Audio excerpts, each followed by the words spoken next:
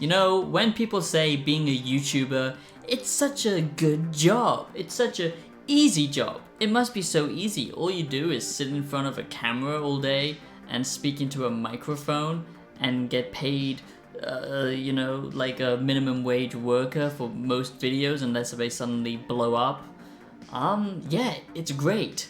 You know what I absolutely love most about YouTube is when you sit down, you do detailed notes and you get everything organized and you think it's all fine, and then you sit down and you record the video, and finally you're happy with the video. You think, oh, good job, Xavier, you actually made a good video and it was very funny and it was very accurate, it was a very good review. And then you end the video and you go over to OBS, you open it up and then you look at it, and then you suddenly realize you didn't hit the record button. You were just talking to yourself for 2 hours for no fucking reason because you're so brain dead that you can't even hit the record button. Sorry about that. I just had to get that out of the way. I had to be honest with you guys because I couldn't just pretend that this was just me the first time making this video. You know, I don't want to force it, but at least now I know exactly what I'm going to say. But yes, this is now the second time I've had to record this video, and I know, poor me, YouTube is not a real job. And of course, I'm so thankful to be doing YouTube now as like my main job. It's pretty crazy and I really do love it, otherwise I wouldn't keep doing it. But it does take a hell of a lot of time. You have to constantly be thinking about YouTube, and it's just a go. And also, if you hate editing like I do, then it does kind of take the fun out of it a little bit. But of course, I still do love it, and I appreciate everyone who watches my videos. But yeah, it's not all fun and games, let's just say that. Like all simple folk, they're compelled by survival to leave the comfort of the village. Many dream of adventure, but the surrounding woods are uninviting. Death and pain await in the wild. Evil creeps and crawls through the dark recesses of their minds.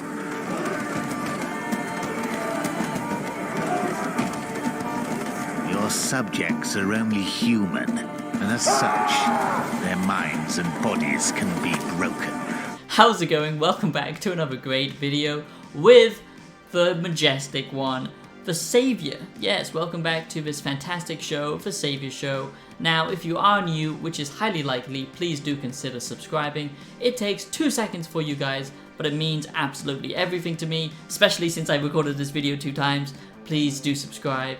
We're so close to 10k and it would just mean absolutely everything to me. I will not disappoint you. I work so hard at my videos. I literally don't take a day off because I work so hard at trying to create good content for you guys. If you like game reviews, early reviews before anyone else, I do it based on my hands-on experience and the extensive research that I go through, digging through absolutely everything on the internet and interviews and all of this kind of stuff to give you accurate information. If you like retrospective gaming content, looking at all the games and where they are now, video essays that are very detailed, and philosophical content and essays, then you've come to the right place. Consider subscribing, it would mean a lot. And the final quick plug, please do consider checking out my music as well on Spotify. I will leave a link down below in the comments. Now today, yes, we are looking at Gord the game. And yes, this is a very dark game. This is a very dark experience. And no, I'm not talking about that type of Gord. Oh. Why, God, why? We had a deal. Let the others grow old, not me. So what exactly is Gord? Well, Gord is a very dark city builder RTS video game, and I just love it simply because of its ambience. And what makes a good game, in my opinion, is the feelings that you get, how immersed you can feel in the game, and Gord captures that perfectly. When you are exploring the world space and you hear the wind, you know, rustling the trees as you explore, the weather, the changing seasons as well that's in this game, and just the ambience is so well done. The music is so well done as well. It's very much similar to the music you would find in The Witcher 3, and this is because this game is made by the Witcher developers, some of them who kind of split off to make a smaller studio, and this is just so well done. I'm so excited for this game, and the reason I want to talk about it is because no one else seems to really care about this game, and I think this is going to go under the radar, especially as so many bigger games are coming out recently. But this to me is the epitome of creativity in the gaming space. This is what we need more of in the gaming industry, and it's funny that RTS games and, you know, this type of game is becoming more popular now with Jagged Alliance, with the new Aliens RTS game, and Baldur's Gate 3 to some degree. It's weird that this has suddenly become a renaissance for RTS tactical games. And I honestly love this one the most because, yes, it is a real-time strategy game, so that means there is no pausing of combat like you would get in Baldur's Gate 3. But what truly makes me love this game most is the fact that the ambience is just so well done. The music, the oppressive nature of this world and the universe. Basically, it's rich in ancient, you know, mythological stories and fables from Slavic lore, so it is very much similar to the Witcher universe. It feels like it could coexist in the Witcher universe, and it's just simply well done. And, you know, this is a prime example of a smaller team, but actually taking creative risks and innovating in the gaming space, and I think it deserves your attention. Even if you're not a massive fan of RTS games, neither am I. I'm not a massive fan of that top-down view, but this game is just so well done, and it's very dark. There's a lot of child sacrificing in this. There's a lot of pretty twisted stuff. And children?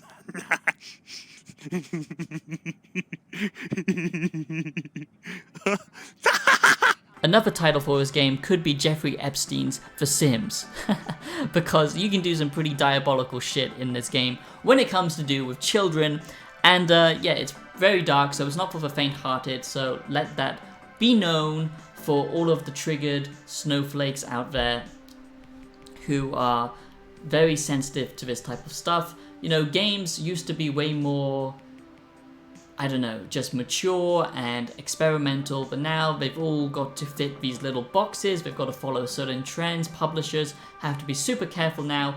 Games aren't made for mature audiences usually like they used to be, you know, the most popular being now Fortnite and Minecraft and stuff like that. So it's nice to have a game that, you know, deals with the darker aspects of life, but it's not just a depressing game, don't get me wrong. It is oppressing, but it's not depressing, because it knows when to make fun of itself. It knows when to have a good sense of satire, and it does remind me of games like Fable from the past, where you could make some pretty dark choices, but it has this fun sense to it where it never feels overly serious. So it just has the perfect balance of game ambience, and I have to stress that game ambience is very important. You know, environmental storytelling, the way, that's what makes you feel immersed in the game, is when you're exploring the world space and it feels organic and real, and it feels like you are actually in danger, and this game captures that perfectly. And I do have to say that they did an amazing job, because the cinematic quality here is just so well done. It really does feel like this could have been, you know, a part of the Witcher franchise, because the cinematics are actually rendered super well. The dialogue is well written, the characters are funny and interesting, and the cool thing about this is it's not just one campaign mode, which a lot of people believe it is. It's actually multiple campaign modes. You can choose your story mode, so there's multiple different stories that you can experience, which is super cool.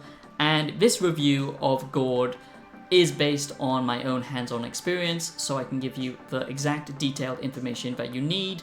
I also did extensive research, but for this one I did get hands-on, so let's dive in to this Gord review. If you do find yourself enjoying this video, make sure you smash like, and yeah, that does actually help the video apparently, so please do that, and subscribe.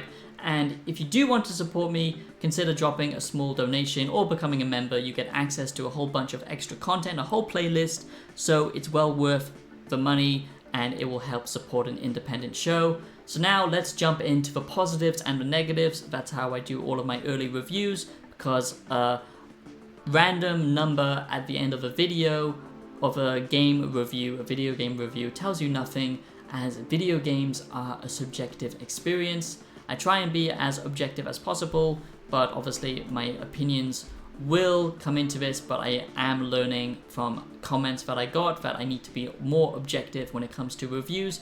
But just remember that your mileage may differ, so weigh it up with the positives and the negatives. That's why I do that type of system, because you will find things that are more important to you, and for others they might, not care that much. So I think it's a good system. Gord is an ancient name for this type of settlement, and that's why it's called Gord. Wow, thank you, Xavier. Such knowledge, such history. It's basically Sims, but if it was morbid and dark and disturbing, because each one of your settlements, because in your settlement you have different, because in your little community that you build up, that you can recruit members, but also you can, basically make families, and then they can give birth to make more little offspring that then you can sacrifice to Satan himself. That's how the system works. But it's so cool because this is very much inspired by The Sims, but also it's got this whole RPG, RTS gameplay on top of it of, city building and micromanaging and different story campaigns. There's a lot going on here. But basically, each one of your little characters will actually one day perish. They all have permadeath, and this game is permadeath, which is super cool because it makes it feel even more sadistic and difficult and realistic. But basically, each one of your characters in your community have their pros and their weaknesses, have their likes and their dislikes. For example, one of your members could be really good at cooking, while the other one could get like a buff from going out, exploring and engaging with combat. But maybe a woman in your party might, flee or get scared or lose a certain amount of stat bonuses when she's actually engaged in combat because she's not equipped to deal with that, which is super cool. So each one of your characters have different pros and cons. They all have leveling stats as well and personality types, which is super interesting. And the fact that they all actually have this mental fortitude, and basically their mental health can be broken if they are out in the wilderness for too long, if they go too long without food or drink. It's kind of like Mountain Blade in that regard. And basically when you're exploring outside, you need to have a torch with you because most of your characters will be afraid of the dark. Some will actually like to travel alone or in a smaller party. Some get a buff by actually being in a bigger group. They don't like to be alone. All of this stuff is super interesting and very well done if you ask me. And you actually get stat bonuses from, drinking, getting absolutely blackout drunk and wasted from mead, because that's the true Viking way. You need to be hammered so you don't have to think about how horrible existence and how the gods have forsaken us. All of that stuff is super cool because it just makes it feel super immersive, and there's lots of different, details to each one of your members, and they all react realistically. So for example, if a lot of your community members are dying, perhaps they've been, raided by a bunch of bandits, or they've been attacked out in the wilds, they will notice and everyone will start losing hope. If you're being too much of an evil bastard, if you're being too much of an evil lord, and you're sacrificing too many people, then the other citizens will take notice. And basically, you just have to maintain and look after your group and your tribe, because if you use the same people over and over again, then eventually their mental fortitude will break and they will go into some kind of psychotic state. You do also react to your choices that you make throughout the campaign and stuff like that. Like I said, especially with the sacrifices. Now, another positive is the voice acting and the writing. Now, the voice acting is very well done. It doesn't feel like this is made by a smaller team. It feels just very true to the time frame that it's trying to capture, this kind of ancient magic and, this kind of dark medieval kind of peasant society that you're trying to create. It feels all very authentic and it's very well done. The music is very much Witcher inspired, and it just feels great. It feels like that Slavic, ancient, fable music. Of course, what you will be doing a lot of the time is collecting resources so you can build up different structures, and the amount of different choices that you have is super cool because, you know, you need to build a meadery to prioritize the mental health of your community, but also you might need to prioritize, you know, food or just more storage for your group or bigger walls for defending or better weapons. All of this stuff you have to think about. So there's a lot of player agency, and it's basically a make your own fun type of game because it's around the choices that you make that make this game fun. When you're going out and exploring, you can leave, for example, one of your team members behind. If you're getting outnumbered by enemies, you could even leave a child or a woman behind. And they've got a super cool system in play here called the prey mechanic, where some enemies will actually target the weaker members of your group. So it's so cool. Like, you know, you can have these experiences which remind me of The Walking Dead, for example, when Shane kneecaps someone just so he can get away. You can kind of do that in Gord because you know, you could just send a child out there to distract a bunch of enemies while you go and collect resources, but obviously that child would be terminated. So you know, there's a lot of cool decision making to be done here, and it's really, you know, you can create your own story, but also the story is just well done as it is, and it's super cool. I think this game is really going to go under the radar, which is a shame because I think this is exactly what we need in the gaming industry at the moment, is innovation, is taking creative risk, you know, not worrying about following trends or, you know, the current BS of video game development and marketing. Now, a small negative I would say is when you're going out and exploring, the exploration does feel good, but from what I've played so far, there isn't many actual locations that you can go and explore, like hidden dungeons or anything like that, so it does feel a bit repetitive, and the side missions at times can feel rather boring, like just go and kill a bunch of these enemy types to collect resources and stuff like that. When you're exploring different biomes, you never know what to expect and what enemies will be out there. The enemy variation as well is very well done. So the exploration is good, but I just felt like it could be a little bit better with more interior locations and more interesting loot and rewards to discover, but that would kind of break the gameplay flow because it's all about you building up your settlement slowly using, you know, dark magic and making pacts with gods and all of this kind of stuff, fending off groups like the bandits and different other tribes and wildlife when you're out exploring. That's what makes this game super fun, but just beware of that slight negative because the exploration isn't the main focus of this game, and the side missions aren't as interesting as the stories that you create or the main campaign mode that you're playing through. At times the animations do look a little bit stiff and kind of still frame at times, but what's super cool and what we don't get in most games, especially this type of game, is actual detail. Seeing all of these characters do their actions, like, you know, in other city builders, for example, you don't actually see